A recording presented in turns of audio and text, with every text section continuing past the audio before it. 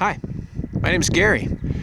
I bought a 1964 Pearson Vanguard at an auction for $400, and I'm on a mission to refit the boat, top to bottom.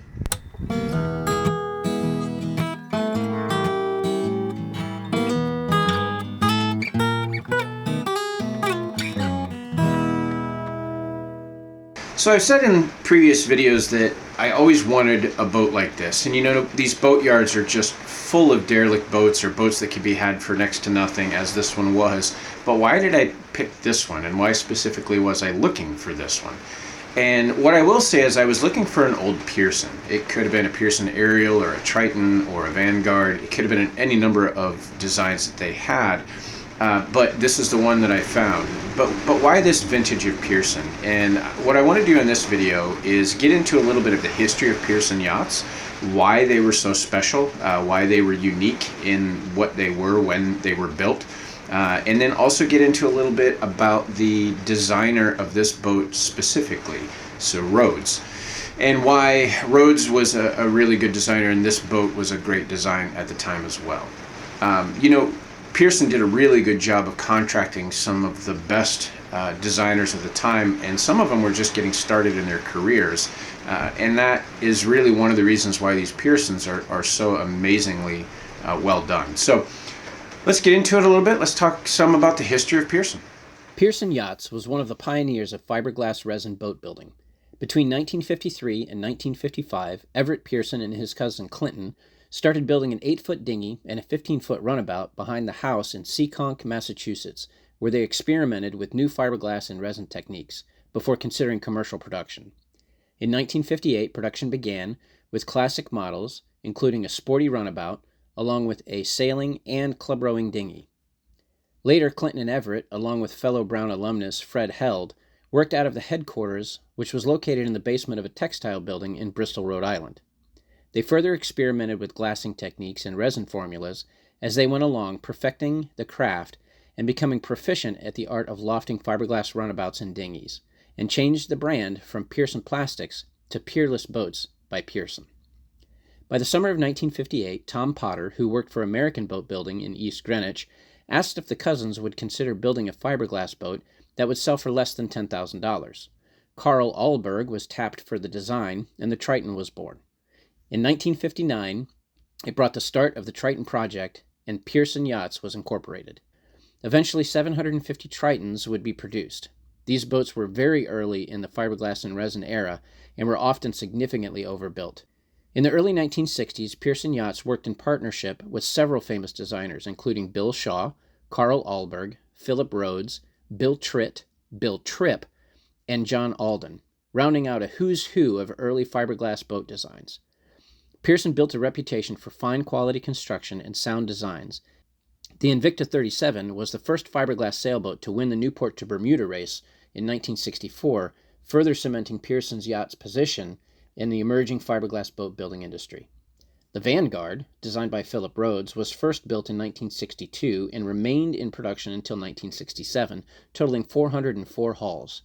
The Vanguard continued in the pedigree of the designs of the time and were beyond capable, and construction quality was good for that particular moment in the timetable of plastic boat building technology. The Vanguard has a reputation for being tough, forgiving, and a capable vessel, and for many, the 32.5-foot length is the perfect combination of big enough for comfort, but small enough to shorthand and keep operational costs lower. All in all, this vintage of Pearson boats set the benchmark for years to come and are cemented as some of the best sailing vessels ever built.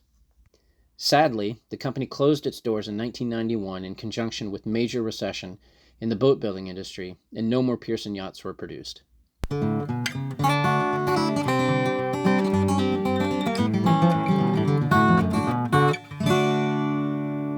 So here in the Midwest, every year we haul our boats out, and not everybody puts it into heated storage. Sometimes we just leave them outside and put a cover on them. Problem is you got to winterize the thing, and when you have a really deep bilge, and if you potentially have water getting into the bilge over the winter time, it can freeze and cause some damage. So one of the things I like to do is put in what's called a garboard plug, and it's just a simple plug that goes into the low point of the hull, and you can screw that out and let it drain all winter long. So we're gonna go ahead and put one in here, and that way I don't have to worry about it over the winter time. So show you how I'm doing that.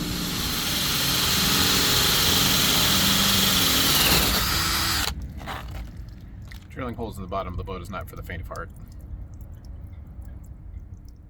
So I'm going to put this in, and when I put it in, I'm going to do a counter bore, and I'll make a template at home on the drill press to fit the outside portion of this perfectly. And I may not go the full 1/8 inch deep. I may just go 1/16 and let it sit out a little bit, but that's really going to set it in and make sure if anything hits it, it's really solid. But yeah, and then I'll seal it up with 5200 and we'll be all done. So here we have what would be called a redneck remedy or hillbilly hijinks, or you can fill in the blank there. But what I have is a template that is bored to the proper size of the garboard plug, because what I need to do is make this thickness the thickness of this so it sits nice and flush and we can get a good seal on it. So in order to do that, I put this on there so I can get a straight cut router bit, which I have. And what I'm going to do is run that router bit in and slowly adjust it down until I get the right depth. And that way, when I put this in and screw it and glue it, it's going to be sealed up and it's going to be nice and flush. So you can see here, the router bit has this roller bearing on it, and that's going to give me a nice straight cut. And it's going to allow me to have that roller running on this as a guide. And I just have to make sure I get my depth correct. It's about 1/8 of an inch deep, so I'm going to start with a 1/16, and then I can use my adjustment on the router to get it the right depth. But yep, this is a pretty quick and dirty way to do it, but it's going to be nice and clean, and we'll get it done. Then we'll glue it and screw it. All right, let's get to it.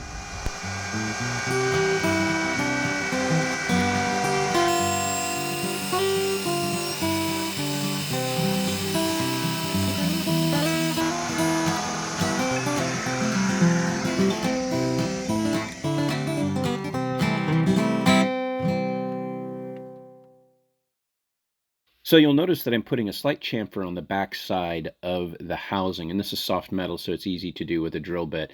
And just a slight chamfer to allow more sealant in between that spot. When you have flat surface against flat surface, sometimes you don't have enough sealant, and it's easier for a leak to develop. So this just prevents that from happening, gets a little bit more sealant in there. When it comes to sealant, you'll hear some people say that there's no such thing as too much. And while that's not completely true, you really do want to make sure that you have enough in there to when you smash this down, when you tighten it, that everything comes out around all of the edges and surfaces, and you get a good bead, including where the screws go in. You want a nice little bead between the screw and the housing. And if you do that, you get a nice seal. She's going to be watertight for a long time.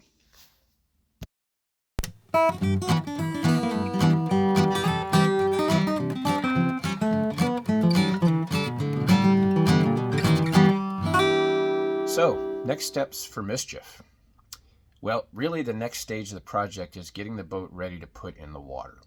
The reason I have to do that is I got to move her about 10 miles from the yard that I'm in currently to a different yard where I'm just going to have more flexibility and freedom. And there's some sponsorship that's happening. You may have noticed Nautical Donations was listed at the beginning as a sponsor. What Nautical Donations does is they take donated boats and they sell everything from them, the boats, the equipment, all that stuff. So they've sponsored, which is great, because with an old boat, having a resource like that is fantastic. And Gary down there is fantastic. That's in Chicago at 95th Street at Crowley's Yacht Yard. So anyways, got to get the boat seaworthy, and that's going to require getting the engine in functioning order. It's a good engine. It's only got about 78 hours on it, but it's going to require, anytime an engine's sat for 7 years, there's a lot that has to be done to it to make sure that it's in good shape. Got to make sure all the through hulls are sealed, that there's no issues with leaks through hulls. Make sure that the evacuation for the bilge is in good condition, so good bilge pump, a good backup system. And then also there's a little fiberglass repair that needs to happen on the leading edge of the keel that looks like it had been bottomed at some point, so I just need to do some glass repair. Not a massive project, but we'll need to get that done. So that's the goal. Those will be the projects that you see coming in the next couple of videos. The goal is to try and get the boat ready to go in the water and moved sometime in June or July to get it to the new yard so that we can get the mast unstepped and really start in earnest with taking out the projects that are on the list and getting this boat moving forward at a little bit faster clip than we've been doing so far. So that's where we're at. I've got some numbers to show you where we're at so far as time commitment and money commitment on the boat. It's not substantial on the money yet. That will come, but the time is adding up. So it'll give you an idea to see. So I'm going to run that next and you guys can see. Thanks for joining me. I really appreciate a like and a follow, and we'll see you on the next one.